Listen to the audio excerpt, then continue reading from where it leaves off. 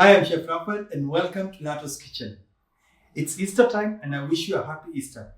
Now, a lot of you have been asking me for a chapati recipe and today is just your day. You always want to know how to make it soft, how do you make it tasty, and how do you make it enjoyable. Now, today I'm going to show you that recipe as well as a beef stew. Let's get started.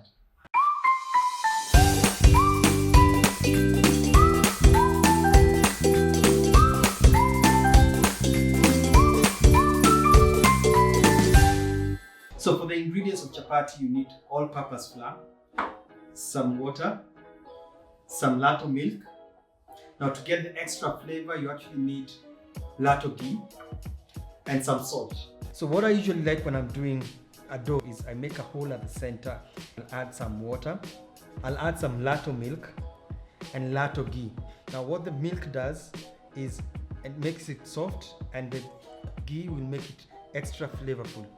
I'll also add some salt, knead until the flour or the dough is not sticky when it's touching the bowl. After 3 minutes, make it into a ball like this.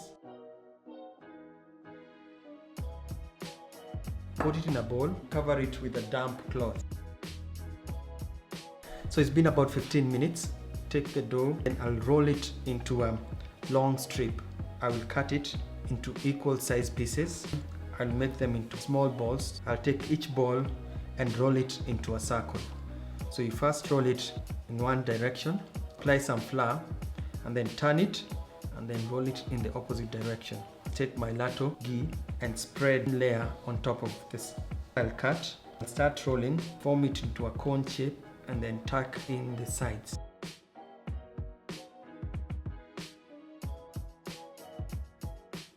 You already have put your pan hot.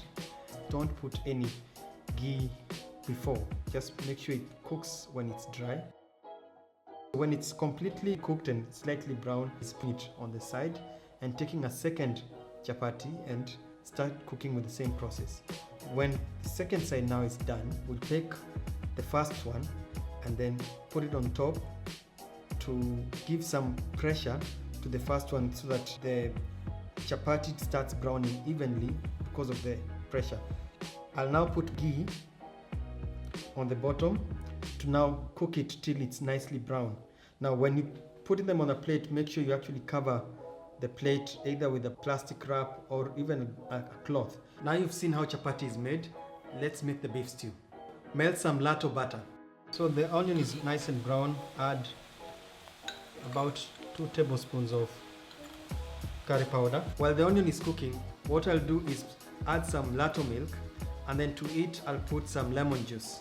What will happen is that the milk will curdle and become thick, which will help in making my stew rich and thick. After about 1 minute, add your meat, add some salt, add my fermented Lato milk.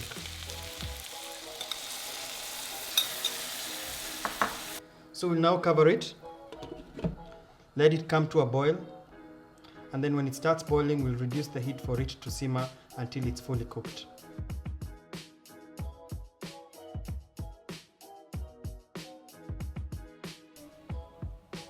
Garnish a sprig of coriander, and then for the chapati, just roll and put it on one side like that, and there you have it, your complete chapati and beef stew dish.